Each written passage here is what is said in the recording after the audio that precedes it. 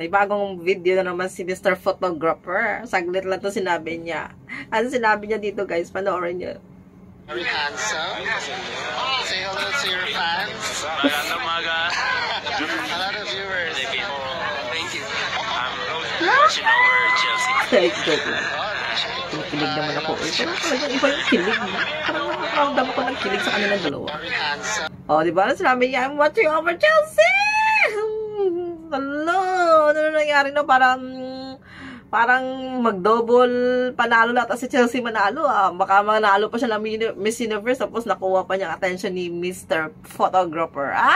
Anyway, yung pogi niya. Pero, well, ganun talaga yun. May mga kilig-kilig moments lang yan. Pero, syempre, nasa kay Chelsea pa rin yan. Pero, ang ganda kasi ng ano nila, ang ganda kasi ng ang tandem nilang dalawa, di ba? Nakuha nila yung mga attention ng tao, di ba? Meron na kaagad. Hindi talaga may iwasan talaga mga Pinay, no?